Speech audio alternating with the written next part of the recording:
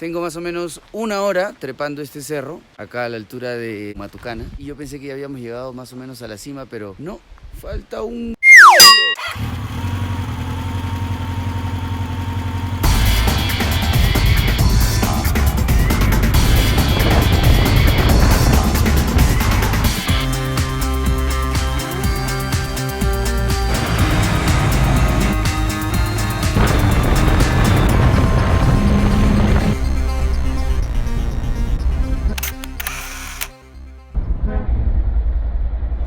Matucana.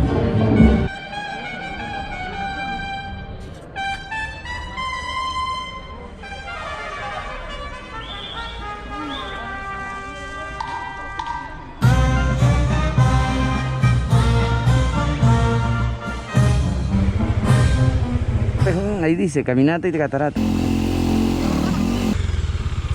no, se cae la niña. Es bien pendejo, ¿eh?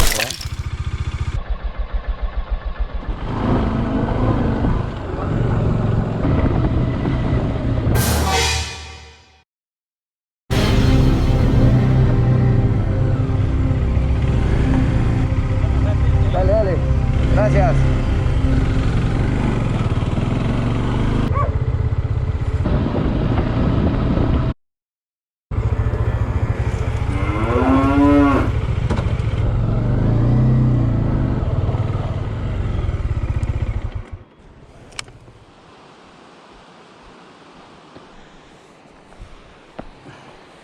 Desde allá hemos venido, mira, allá está el puente.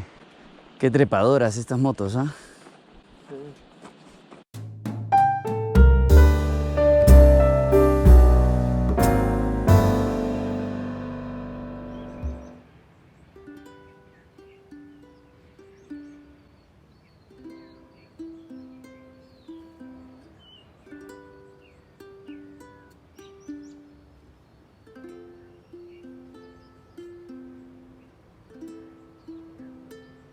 Si estás por Matucana y te provoca hospedarte en algún lugar tranquilo, silvestre, aparece en Google Maps, hospedaje Fundo San Juan.